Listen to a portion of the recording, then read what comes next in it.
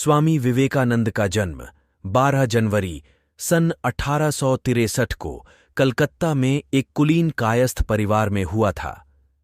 उनके बचपन का घर का नाम वीरेश्वर रखा गया, किंतु उनका औपचारिक नाम नरेंद्रनाथ दत्त था। पिता विश्वनाथ दत्त कलकत्ता हाई कोर्ट के एक प्रसिद्ध वकील थे। दुर्गाचरण दत्ता नरेंद्र के दादा संस्कृत और फारसी के विद्वान थे। उन्होंने अपने परिवार को 25 वर्ष की आयु में छोड़ दिया और एक साधु बन गए। उनकी माता भुवनेश्वरी देवी धार्मिक विचारों की महिला थीं। उनका अधिकांश समय भगवान शिव की पूजा अर्चना में व्यतीत होता था। नरेंद्र के पिता और उनकी मां के धार्मिक, प्रगतिशील व तर्कसंगत रवैया ने उनकी सोच और व्यक्तित्व को आकार देने में सहायता की। बचपन से ही नरेंद्र अत्यंत कुशाग्र बुद्धि के तो थे ही, नटखट भी थे। अपने साथी बच्चों के साथ वे खूब शरारत करते और मौका मिलने पर अपने अध्यापकों के साथ भी शरारत करने से नहीं चूकते थे। उनके घर में नियम पूर्वक रोज पूजा पाठ होता था। धार्मिक प्रवृत्ति की होने के कारण माता भुवनेश्वरी देवी को पुराण, रामायण, महाभारत आदि की कथा सुनने का बहुत शौक था। कथावाचक बराबर इनके घर आते रहते थे। नियमित रूप से भजन कीर्तन भी होता रहता था। परिवार के धार्मिक एवं आध्यात्मिक वातावरण के प्रभाव से बालक नरेंद्र के मन में बचपन से ही धर्म एवं अध्यात्म के संस्कार गहरे होते गए।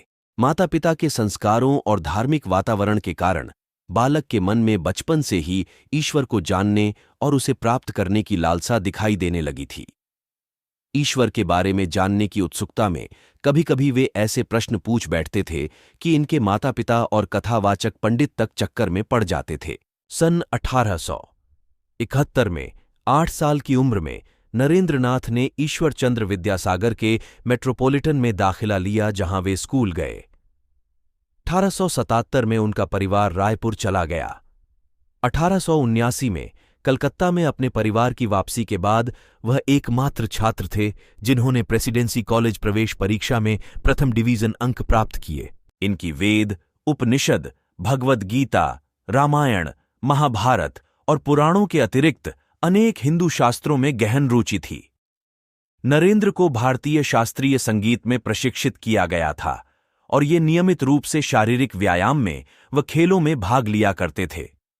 नरेंद्र ने पश्चिमी तर्क, पश्चिमी दर्शन और यूरोपीय इतिहास का अध्ययन जनरल असेंबली इंस्टीट्यूशन, अब स्कॉटिश चर्च कॉलेज में किया। में इन्होंने ललित कला की परीक्षा उत्तीर्ण की और 1884 में कला स्नातक की डिग्री पूरी कर ली। नरेंद्र ने David Hume, Immanuel Kant, Johann Gottlieb Fichte, Baruch Spinoza, George W H. Hegel, Arthur Schopenhauer, Auguste Comte, John Stuart Mill और चार्ल्स डार्विन के कामों का अध्ययन किया। उन्होंने स्पेंसर की किताब एजुकेशन का बंगाली में अनुवाद किया।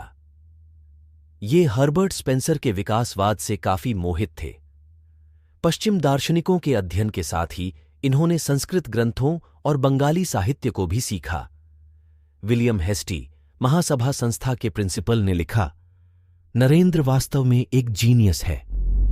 मैंने काफी विस्तृत और बड़े इलाकों में यात्रा की है, लेकिन उनकी जैसी प्रतिभा वाला का एक भी बालक कहीं नहीं देखा, यहां तक कि जर्मन विश्वविद्यालयों के दार्शनिक छात्रों में भी नहीं।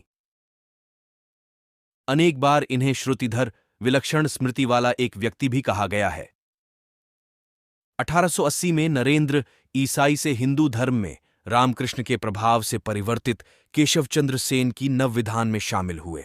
नरेंद्र 1884 से पहले कुछ बिंदु पर एक फ्री मसोनरी लॉज और साधारण ब्रह्म समाज, जो ब्रह्म समाज का ही एक अलग गुट था और जो केशवचंद्र सेन और देवेंद्रनाथ टैगोर के नेतृत्व में था, के दौरान ये सेंस बैंड ऑफ होप में भी सक्रिय रहे, जो धूम्रपान और शराब पीने से युवाओं को हतोत्साहित करता था। यह नरेंद्र के परिवेश के कारण पश्चिमी आध्यात्मिकता के साथ परिचित हो गया था।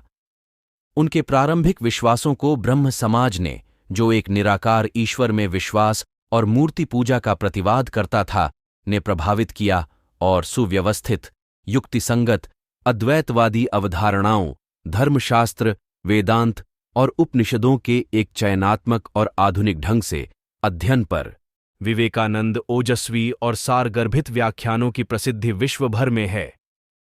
जीवन के अंतिम दिन उन्होंने शुक्ल यजुर्वेद की व्याख्या की और कहा, एक और विवेकानंद चाहिए, यह समझाने के लिए कि इस विवेकानंद ने अब तक क्या किया है।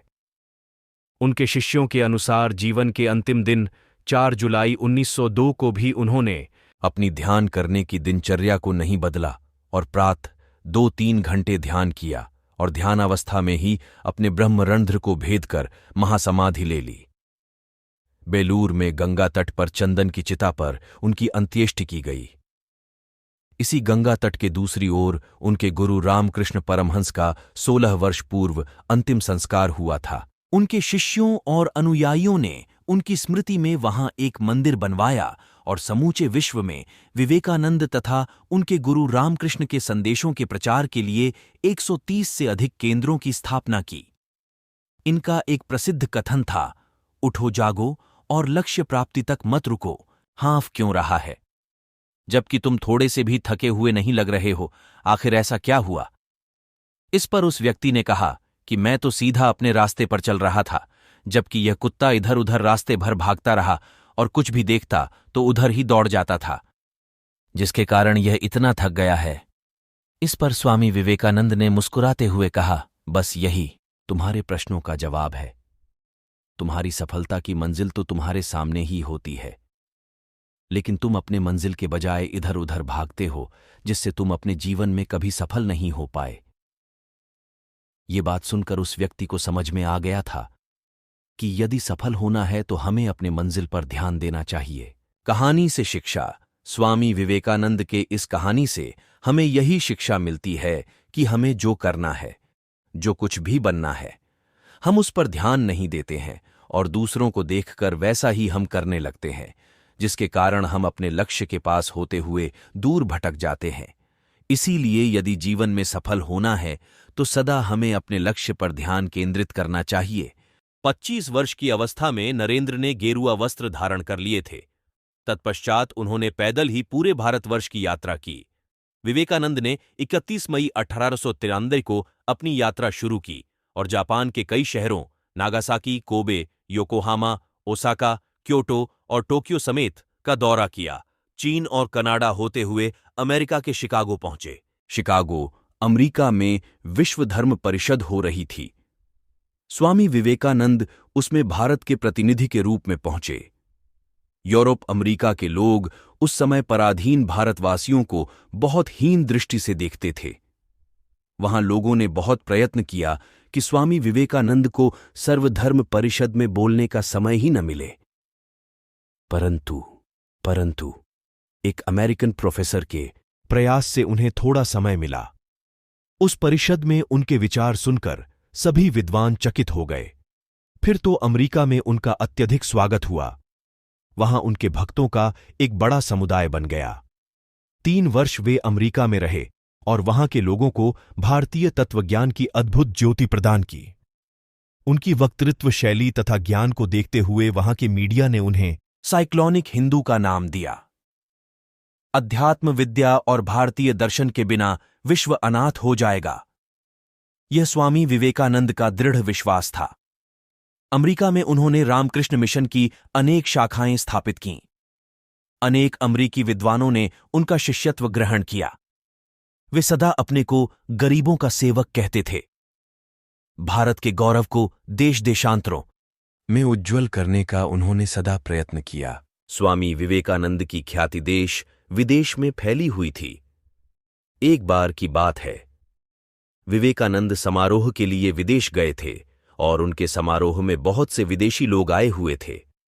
उनके द्वारा दिए गए स्पीच से एक विदेशी महिला बहुत ही प्रभावित हुई और वह विवेकानंद के पास आई और स्वामी विवेकानंद से बोली कि मैं आपसे विवाह करना चाहती हूं ताकि आपके जैसा ही मुझे गौरवशाली पुत्र की प्राप्ति हो।